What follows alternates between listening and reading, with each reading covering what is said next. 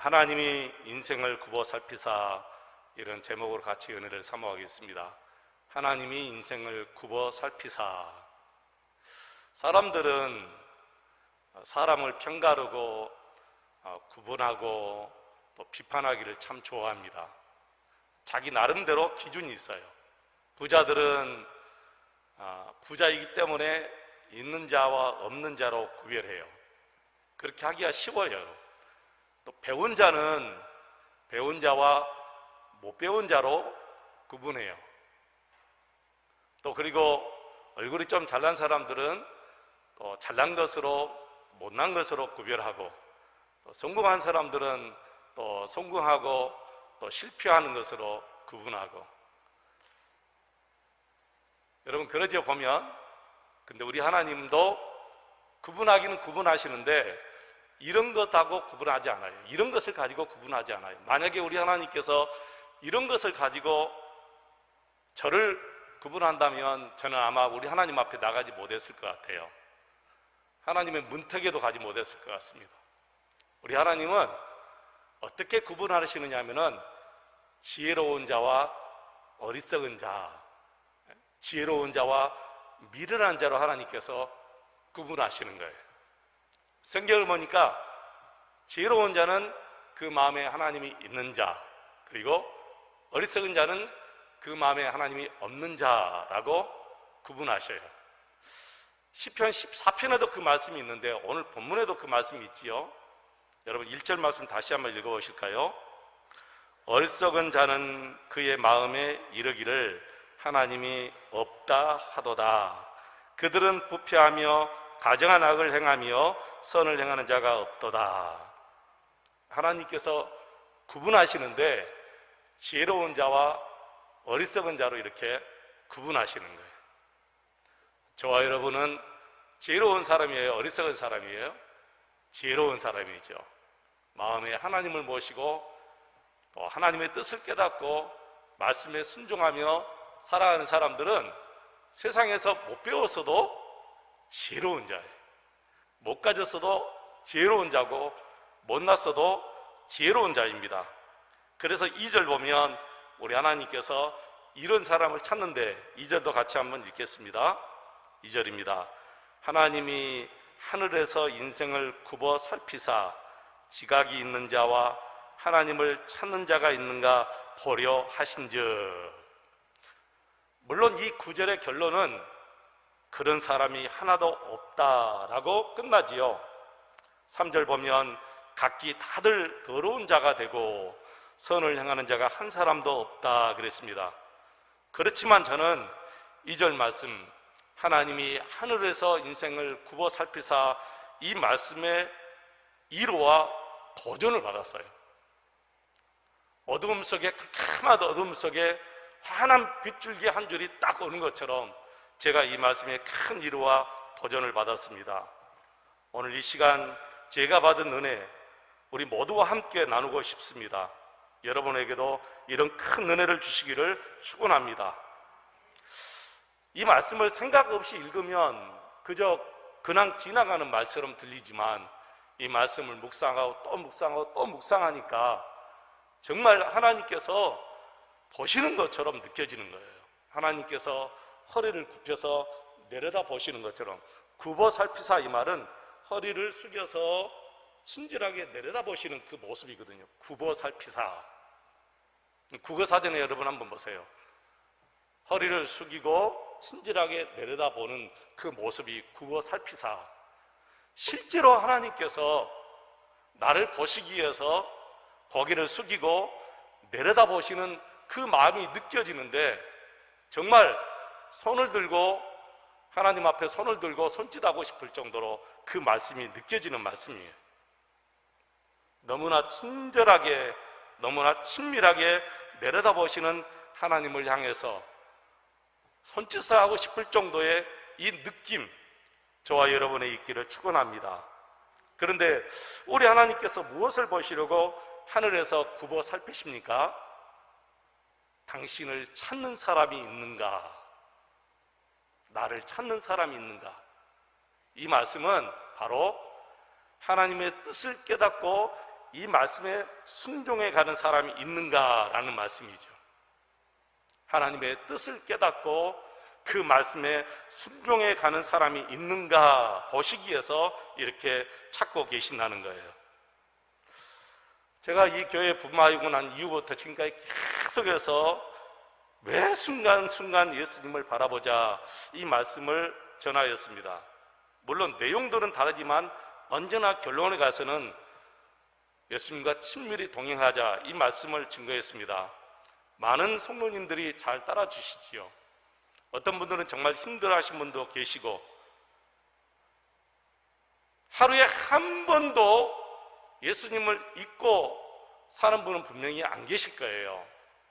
하루에는 그래도 하루에 몇 번이라도 예수님을 생각하고 예수님과 함께 친밀히 동행하고 살기를 노력하는 분들이 대부분 성도님들이십니다. 저는 예수 믿는 것을 제 나름대로 터득하고 정의해서요, 예수 믿는 것은 예수님과 함께 사는 것이다 라고 제가 제 삶 경험을 통해서 터득하고 체험한 거예요. 아마 여러분도 처음 들었을 거예요. 예수 믿는 것은 예수님과 함께 사는 것이다. 여러분, 이 말씀을 놓치지 마시기 바랍니다. 이 말씀을 마음에 꼭 새기시길 바랍니다. 예수 믿는 것은 단지 머리로 아는 지적인 수준 이상이에요. 그리고 입술로 고백하는 것은 구원의 한 순서뿐이에요. 진짜 예수 믿는 것은 머리로 아는 것과 입술로 고백하는 것을 뛰어넘어서 삶 속에서 예수님과 함께 사는 것이 예수 믿는 것이라는 거예요. 저는 이것이 성령의 인도하심을 받는 삶이라고 깨달았습니다. 우리가 성령의 인도하심 많이 들으셨죠? 성령의 인도하심이 뭐냐? 예수님과 함께 살면서 예수님의 인도를 받는 것이다. 그래서 하늘에서 하나님이 나를 찾는 사람이 있을까 하고 굽어 살피실 때 내가 바로 고개 들고 주님, 그 사람이 바로 나입니다 고백할 수 있는 저와 여러분 되시기를 축원합니다. 이 시간 꼭 이런 고백이 여러분 마음에서 진심으로 우러나오시기를 축원합니다. 다윗이 볼 때는 어느 한 사람도 하나님을 찾는 사람이 없었어요. 주위 사람들이 다 가증한 악을 행하고 더러운 일을 꾸미고 음모를 꾸미고 악을 서슴지 않고 행한다. 그러면서 그들이 3절에 보니까 그들이 다 무지하냐? 아니다는 거예요. 자기들 나름대로 다 똑똑하고 지혜롭다고 생각하는 사람들이 그 모양으로 사는 거예요. 이럴 때 저와 여러분, 우리 한 사람만이라도 정말 신실하게 하나님을 찾고 하나님의 말씀에 묵묵히 순종해가는 그 한 사람이 바로 저와 여러분이 돼야 돼요. 에이, 한 사람이 무슨 힘이 있을까? 나 한 사람 잘해가지고 어떻게 될까? 여러분, 그런 생각하시면 큰 오산이에요. 우리 모두가 나 한 사람이 해가지고 잘 될까? 교회에서도 그런 생각이 굉장히 무서워요. 두 가지 무서운 생각이 있잖아요. 나 아니면 안 돼 라는 것과 에이, 나 한 사람 잘해봤자 필요 없어. 이 두 가지 생각이 가장 무섭다고 여러분 그러잖아요. 여러분, 나 한 사람이 정말 중요합니다. 나 한 사람이 바로 서야 됩니다. 실제로 그런 분이 오래전에 한 분 계셨지요. 누구죠? 노아였어요. 당시 수많은 사람들이 악을 행하여 성경은 그 악이 옛날 성경 보니까 관영했다 그랬어요. 죄악이 관영했다. 무슨 말이에요? 모든 사람들이 다 죄악에 빠져 살았다. 죄악이 충만했다고 말이지.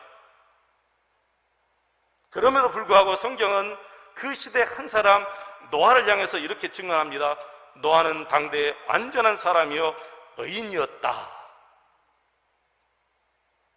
수많은 사람들이 다 죄악에 빠져서 죄악으로 충만한 삶을 살았지만 노아는 당대의 완전한 사람이요 의인이었다. 이렇게 성경은 증언해요. 저와 여러분이 바로 이 시대에 노아와 같은 그런 한 사람이 분명히 되어야 될 줄로 믿습니다. 저는 이것이 바로 하나님의 은혜라고 생각해요.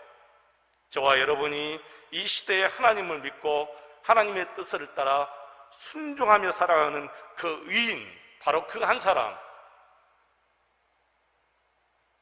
여러분, 문제는 세상도 아니고 다른 사람도 아니에요. 바로 나 자신이에요. 언제나 우리 하나님은 세상에 문제가 있는 것이 아니고 다른 사람에게 문제가 있는 것이 아니라 나에게 문제가 있다, 그렇게 말씀하셔요. 여러분은 정말 하나님을 찾고 또 찾고 살아가고 계십니까? 정말 그렇다면 주위 사람들이 다 하나님을 부인할지라도 절망하지 말아야 합니다. 그런 때도 분명히 있었다고 기억해야 됩니다. 혼자라도 얼마든지 믿음을 지킬 수 있음을 믿어야 합니다.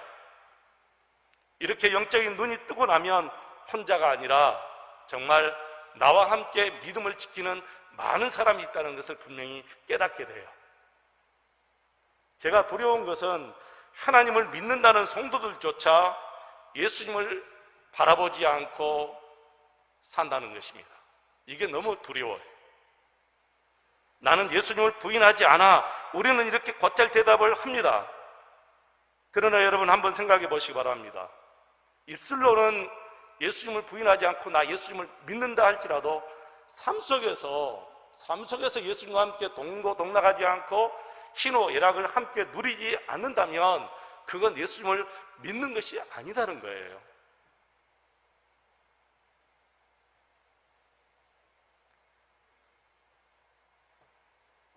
매일매일 삶 속에서, 정말 매일매일 삶 속에서 우리 예수님과 동고동락하면서 여러분의 기쁜 일, 슬픈 일, 정말 짜증나는 일까지 다 시시콜콜 다 주님 앞에 고백하고 나누며 희노애락을 나누는, 이것이 정말 예수 믿는 것이 아니겠습니까? 진짜 예수 믿는 사람, 진짜 예수 믿는 사람, 바로 그분이 예수 믿는 사람. 이제 우리가 바른 신앙의 길을 가야 할 때예요. 바른 신앙이 무엇인가? 바른 믿음이 무엇인가? 정말 예수 믿는 것이 무엇인가를 바로 알고 바로 깨닫고 가야 할 때가 아니겠습니까? 이제까지 여러분이 믿는다는 믿음이 도대체 어떤 믿음이었는지 분명히 깨닫고 이 시간 이후로 예수와 함께 사는 그런 믿음을 꼭 소유하시기를 축원합니다. 러시아의 반체제 작가 솔제니친 여러분 아시지요? 러시아에서 미국으로 망명했습니다. 망명한 이유는 단 하나예요. 바로 하나님을 믿는 그 자유 때문에 간 거예요. 하나님을 믿는 그 자유 하나 보고 소련에서 미국으로 갔습니다. 그런데 미국으로 망명해서 갔다가 다시 러시아로 가면서 서방 세계에 대한 경고라는 책을 썼습니다. 서방 세계에 대한 경고. 그 책 내용에 이런 내용이 있어요. 제가 잠깐 읽어드릴게요. 나는 러시아의 혁명사만 50년 연구했다. 6천만 명의 희생자를 낸 러시아의 혁명의 원인이 무엇이냐고 나에게 묻는다면 나는 분명히 대답한다. 러시아 사람들이 하나님을 잊어버렸기 때문에 온 비극이다. 예수를 바라보지 아니하고 길을 가는 것은 목표가 없는 길을 가는 것이다. 러시아가 그렇게 되었다. 그래서 실망해서 조국마저 버리고 미국으로 왔는데, 미국에 와보니까 러시아가 과거에 걸었던 그 길을 미국이 지금 열심히 따라가고 있다. 그러면 미국도 러시아같이 될 것이다. 하나님을 잘 믿는 나라라고 해서 미국에 왔더니 실제 그들의 삶을 보니 하나님을 안 믿더라는 거예요. 입술로는 하나님을 믿는데 실제 삶 속에서는 전혀 하나님을 안 믿고 산다는 거예요. 너무나 두려운 경고죠, 여러분. 다윗이 오늘 53편 1절로 6절 말씀까지 쭉 말씀하면서 정말 답답한 마음으로, 정말 안타까운 마음으로 탄식하는 그런 기도잖아요. 하나님이 하늘에서 인생을 굽어 살피시는데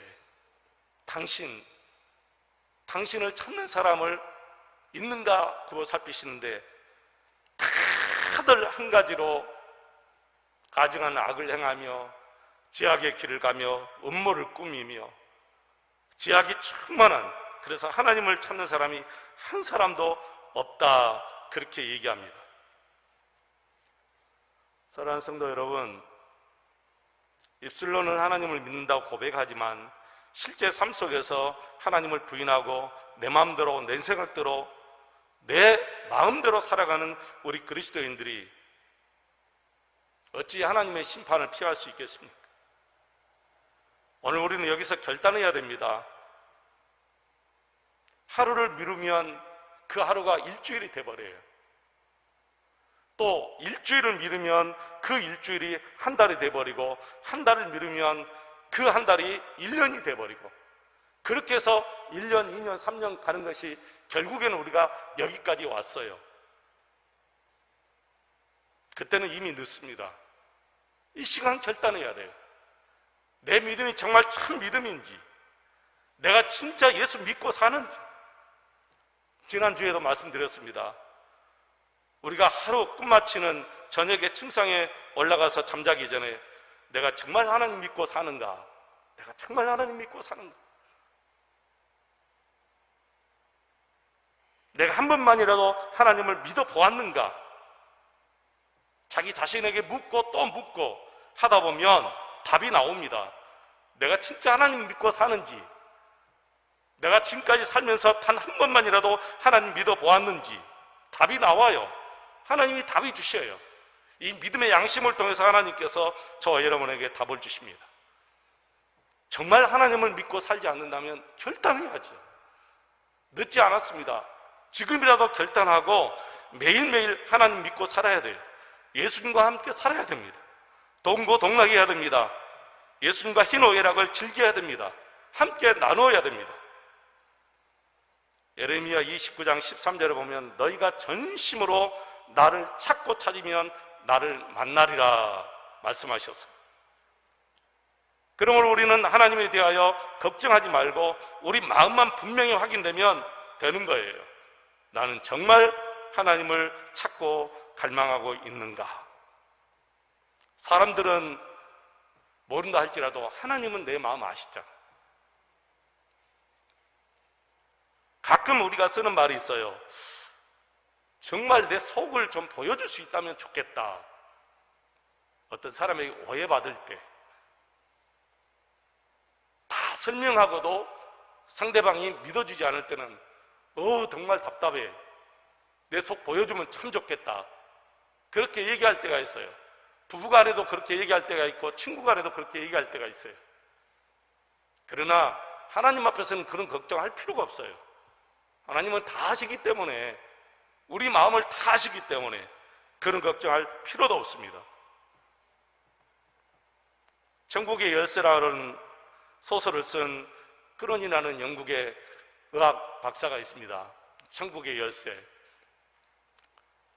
영국 의학 박사, 이 젊은 분이 젊었을 때 영국의 탄광총이 있는 조그만 보건소에 부임하게 되었는데, 가서 보니까 시설도 여건도 형편도 너무너무 열악한 거예요. 근데 너무 신기하게 거기에 올리브라는 간호사 한 분이 계셨는데, 그분이 천사처럼 모든 사람을 대하고 봉사하는 거예요. 이런 어려운 형편에서, 이런 열악한 환경 속에서 어떻게 천사 같은 그런 삶을 살 수 있을까 생각하다가 봉급을 보니까 봉급이 너무너무 작아요.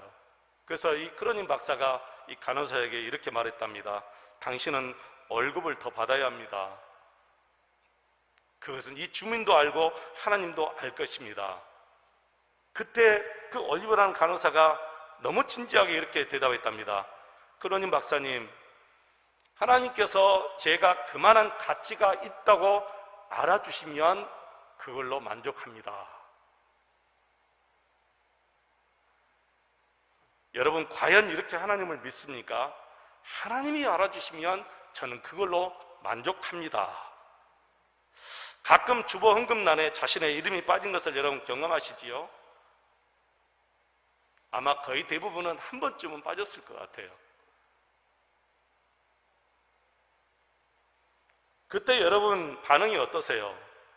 아무렇지도 않게 하나님이 아시는데 그걸로 이렇게 끝나십니까? 아니면 좀 서운하면서 무슨 일을 있다고 해? 이렇게 반응을 하십니까? 이게 바로 믿음이라는 거예요.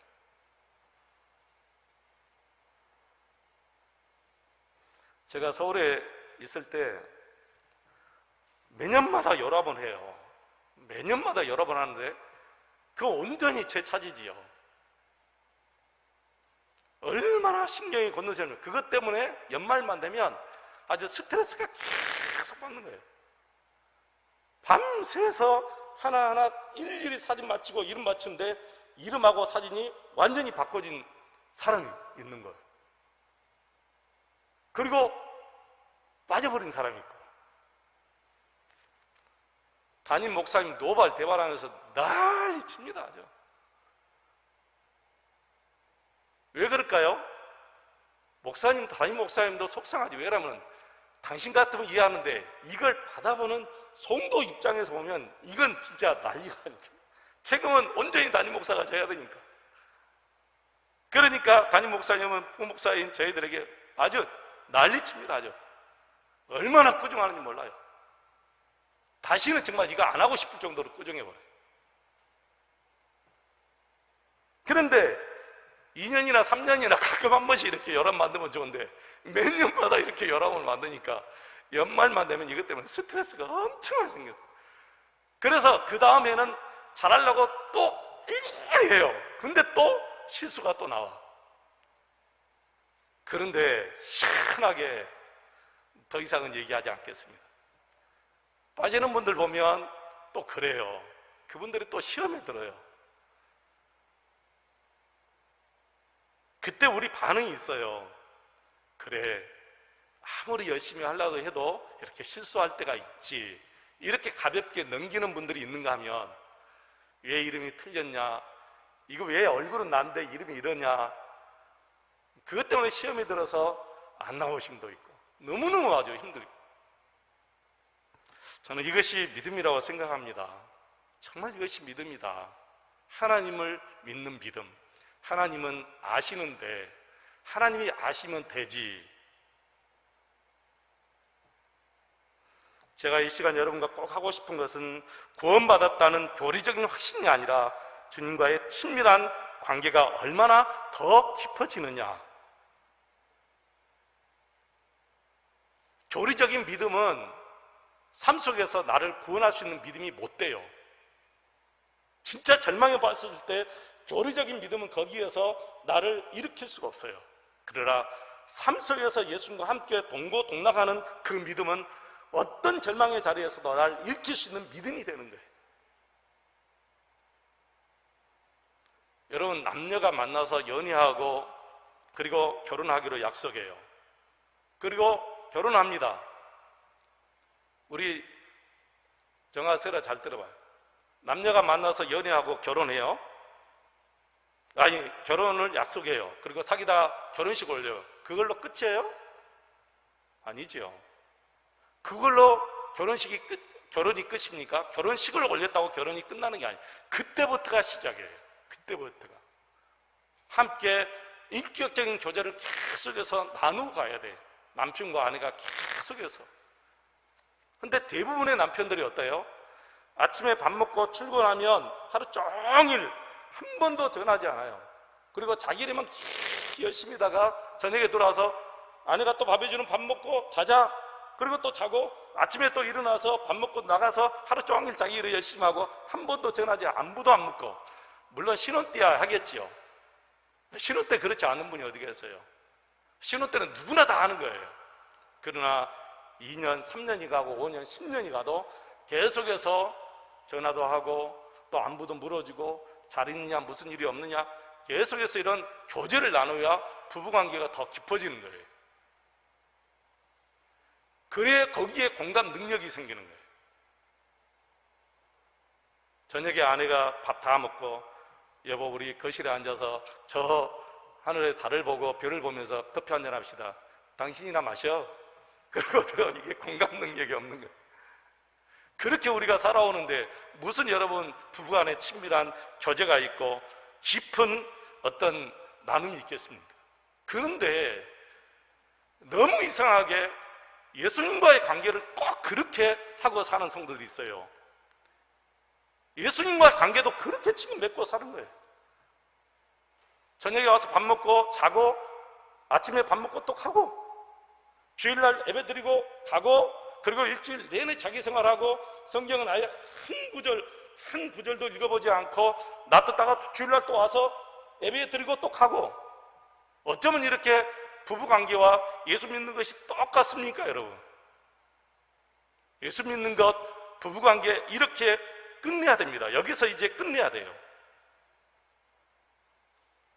이렇게 예수 믿는 것은 진짜 예수 믿는 거 아니에요. 부부관계 이것은 진짜 부부관계 아닙니다.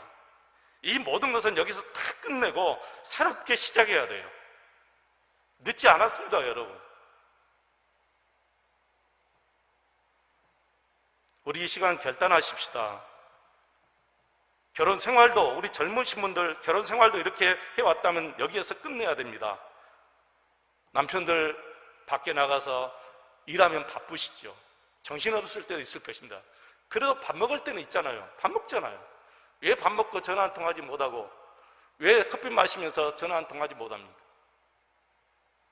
이러면서 결혼 생활을 해가고 가정을 이끌어야 되고 가정의 깊은 부부관계가 이루어지고 예수님을 믿는 것도 그렇게 해야 돼요. 예수 믿는 것도 일주일에 딱 한 번 예배드리고 가서 성경 떡볶이 먹고 또 와서 일주일에 한 번 예배드리고 이렇게 예수 믿는 것은 저는 예수 믿는 것이 아니라고 생각해요. 매일매일 삶 속에서 예수님과 함께 차도 마시고 예수님과 함께 여행도 떠나고 예수님과 함께 또 밥도 먹고 예수님과 함께 잠도 자고 이렇게 함으로 인해서 하나님께서 인생을 굽어 살피실 때에 주님 바로 그 한 사람인 내가 여기 있습니다 라고 우리가 담대하게 자신 있게 떳떳하게 고백할 수가 있는 것이지.